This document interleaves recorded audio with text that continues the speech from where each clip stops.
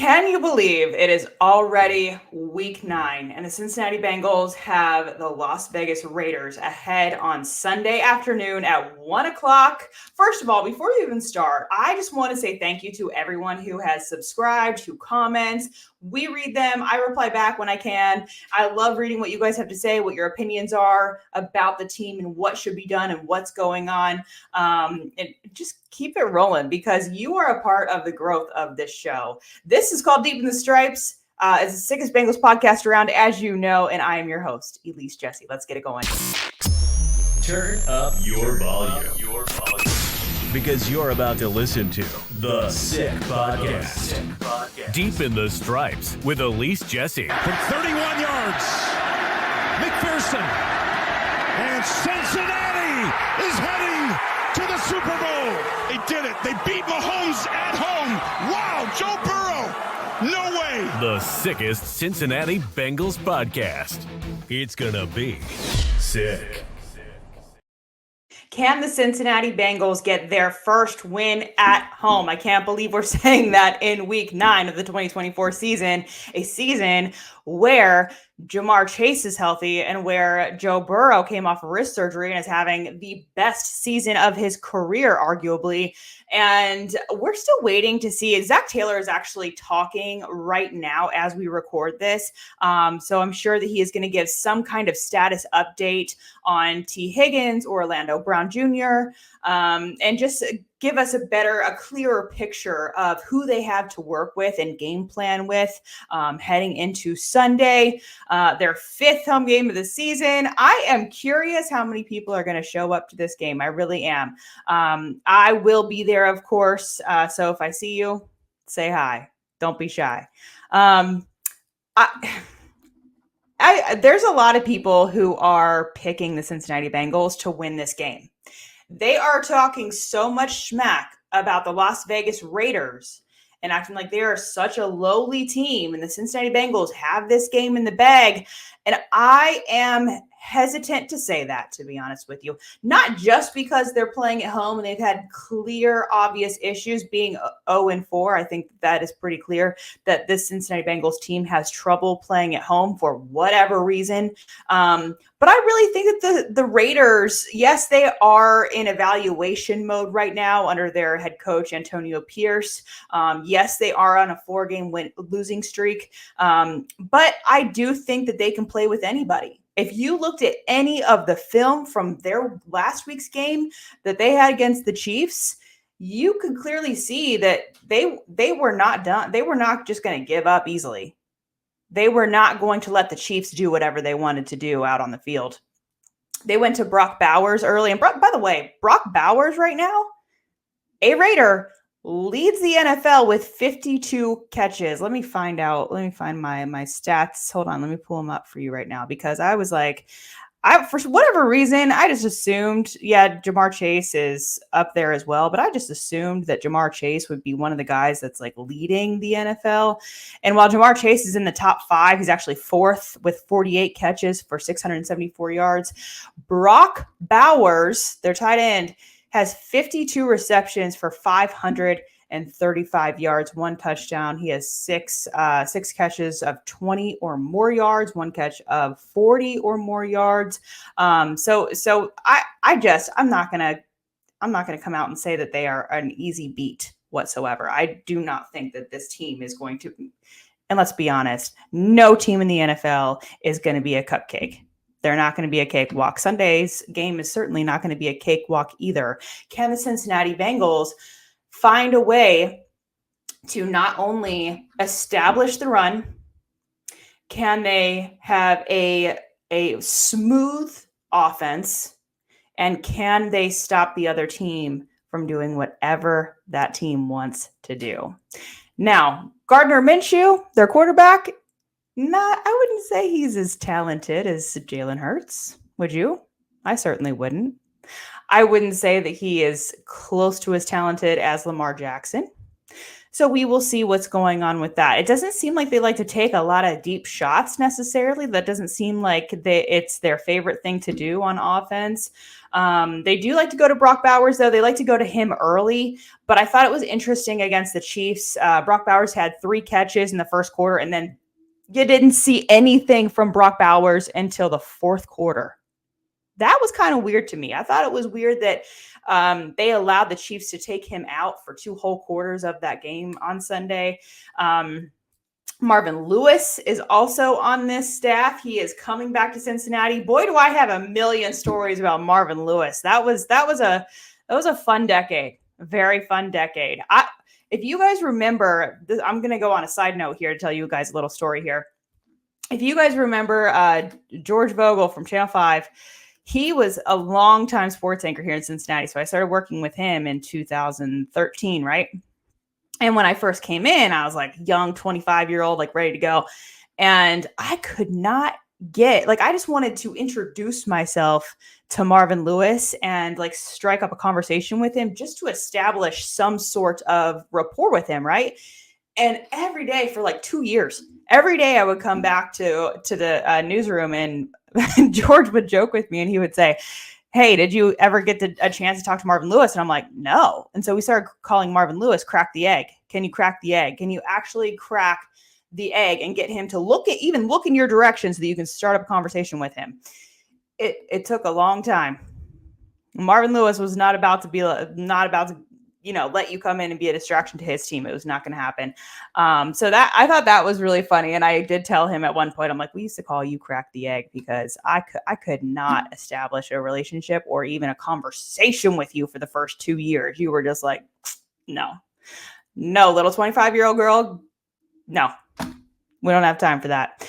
There was one day finally where we were walking out and it was, oh my gosh, it was freezing. You know how Cincinnati is. It's like in the wintertime and the wind, it's cold, but it's not that bad until the wind hits you. Once the wind hits you, it's game over and you are freezing. And it is 10 times worse standing outside compared to if the wind was not even a factor. And I'm shivering out there watching practice. And Marvin comes up. He's like, do you need hand warmers? Do you have hand warmers? And I go, well, no. And he goes, here, I have extra ones. It's like hard to look at you right now. You're like shivering on the sidelines. So yeah, it's one of the first times he spoke to me. Great dude overall. I remember my daughter, when I first had her in 2018, I had her like the day before training or the day after training camp started. So I was there for the first day of training camp and I walk up and I actually waddled up because I was 9 months pregnant. And Marvin Lewis looks at me and he's like, are you supposed to be here? I'm like, yeah. And he's like, okay, well, if anything happens, there's trainers over there. Make sure you go and get one of those trainers. They'll take care of you. And I said, okay, thank you. And then once my daughter was born, it was so interesting because I'm sitting there, I'm in the hospital, and I get a text from Marvin, and I didn't know what the number was at the time. And he's like, hey, the message read, hey, what are the stats? And I said, what are the stats? And I said, who is this? And he goes, this is Marvin Lewis. And I said, okay, cool. The stats of what? And he's like, the stats of the baby. Like, how long is she? Like, how much did she weigh? Blah, blah, blah. And I was like, oh, okay. Well, thank you for asking. Thank you for checking in. I gave him the stats. And then a month later, he sends me another message and he goes, hey, are you free? Can you come into the offices today? And it was like August at this point. They hadn't started playing yet, any preseason games yet. And I'm thinking like at the time, I don't think AJ Green had inked his new deal, but there was a lot of like conversation about him potentially inking a new deal with the Cincinnati Bengals, something along those lines. I don't quite remember. And I walk in, I'm thinking like, oh, okay, he must trust me now. He's going to give me some serious information about what's going down with AJ Green. I walk into his office. First of all, someone had to lead me there because I had no idea where I was going. And I walk in, there's this big, beautiful gift sitting there on his table. And I said, what is this? And he goes, that's for you. And I open it and it's back here, back behind me. It is a football, an NFL football that says Bengals fan. And he had a customized football made for me and my family with my daughter's stats on it, her birth weight, her birth date, her, how long she was, all that stuff. And I just was in my head, I'm like, wow, that is so cool because you just don't hear about stuff like that. And I remember there was another reporter, she was working for ESPN at the time, and I think it was mid-season, and she had lost her father. And what did Marvin Lewis do? He sends her a giant bouquet of flowers and sends his sympathies from him and from the team. And it's just like he was just one of those guys who is like a human. Like he's a human to everybody. He is kind to everybody, but he doesn't BS either. He was also a guy who was willing to lay into the team. You guys have all seen this. If you're a longtime Bengals fan, you have seen not sure. Hold on. Intermission. Sammy. Not sure if you saw this. Zach Taylor on T. Higgins day to day. So that's interesting. Zach T. Higgins with a quad is day to day. So we're going to see where that goes. And the same with Orlando Brown Jr. So thank you, Sammy, for that update. That is big time. If you've been following the Cincinnati Bengals for a long time, you have seen the post-game lay-ins from Marvin Lewis telling his team to do their jobs, to focus on what they need to focus on, you know how Marvin was. Like, he just was no BS. And it started with him. Like, the accountability, we talked about accountability on Monday. It started with Marvin Lewis. He was not going to let any BS slide ever. And I think that is important because when you talk about accountability, like the offense is humming and the defense is not doing great. If you're an offensive player, you want to see from your head coach, you want to see some action from your head coach directed towards the defense if they are not doing their jobs. You want to see that as a player. From my understanding, how it has always been explained to me. So it's not, the accountability cannot just come from players. Granted, I think that player accountability is huge, but that accountability cannot just be player led. It has to come from the head coach and also the position coaches underneath him. Okay, so Marvin Lewis stories. Hopefully he gets a very warm reception. I know he's probably excited to be back in Cincinnati for a little bit, and I'm definitely sure that he is thrilled that it is not 45 degrees or below. And yeah, the Raiders, going back to them for a second, yes, they can play with anybody. Their biggest problems right now, why they've lost their last two games against the Rams and the Chiefs, it has been penalties and it has been turnovers. In those two games combined, they have committed 5 turnovers and 15 penalties in 2 games. That will hurt you. That is what we call shooting yourself in the foot. So the Raiders are definitely susceptible to doing that. They can get into those situations often. Their quarterback, Gardner Minshew, against the Chiefs, he was 24 of 30, 209 yards, 2 touchdowns, 117.9 rating. But you know what else? The Raiders can't, just like the Cincinnati Bengals, they can't run the ball. They can't. They ran the ball. They tried to run the ball 21 times for 33 yards. I thought the Bengals, 58 yards last week? I thought their 58 yards were embarrassing. The Raiders can't run the ball at all. They can't. So when you look at this, and people look at the Bengals the same way, when you look at the Raiders, a team who cannot run the ball, do you worry about them running the ball or trying to run the ball? No. You defend the pass. That's a one-dimensional team. That is very easy to defend. It should be very easy to defend. We will see how it goes on Sunday. Defensively, I feel like the Raiders are talented. They have Max Crosby on their team on defense. He has 6.5 sacks so far this year. You know how he plays. He plays with his hair on fire. He is also one of those guys who only wants to win. He only cares about winning. He's not going to give a rip about a moral victory. He wants the win at the end of the day. That's all he cares about. And guys like that are dangerous. If you have a lot of those on your team, you're going to be a dangerous team to deal with. As far as rushing numbers, the Bengals, the numbers support this. The Bengals are 28th in the league in rushing the ball. The Raiders are 31st. So 2 teams that are towards the bottom. So we should see a lot of pass plays on Sunday. That's what I'm expecting anyways. As far as stopping the run, The Bengals are 24th in stopping the run. They allow 139.3 rush yards per game. The Raiders are actually a little bit better in that on that front. They allow 129.9 rush yards per game. So they rank 19th in the league.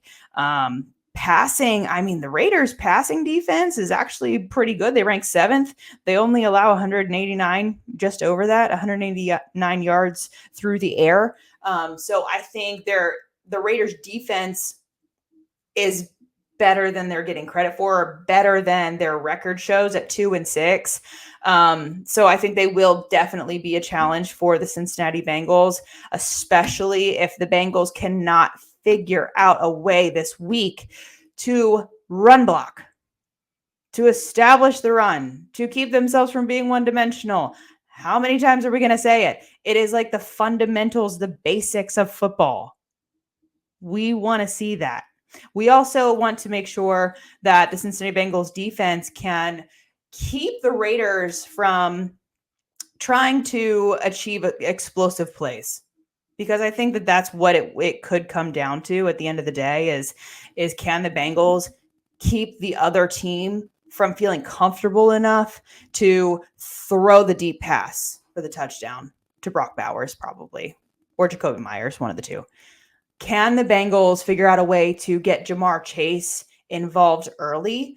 I would personally obviously you want to see T. Higgins play, so I think that changes the game so much. I do think that the play calling could be a little bit better this week. I felt like play calling, not to be making an excuse, but I feel like when T. Higgins got hurt on Friday, I feel like that limited a lot for the Cincinnati Bengals, because they had already installed their game plan on Wednesday. They had already practiced it and looked over it, and they were reviewing film and making their plans on Wednesday is the install day, Wednesday and Thursday. And then by Friday, they have to probably scrap a lot of stuff. So going in with the assumption that you're not going to have T. Higgins because he's day to day, that could change things. That could set them up for a situation where Jermaine Burton is considered more.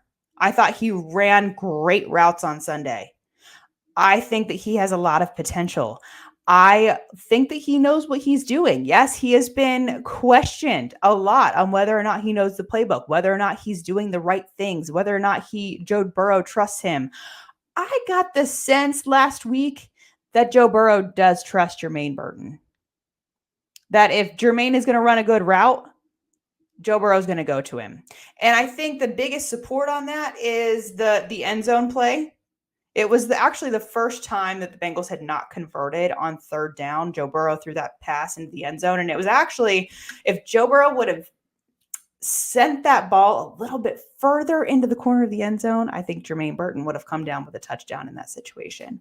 So I'm interested to see how they game plan this week against the Raiders. It's a 1:00 kick on Sunday afternoon. The Cincinnati Bengals still looking for their first win. I cannot believe that I'm saying that. Their first win at home. To me, it's a must win.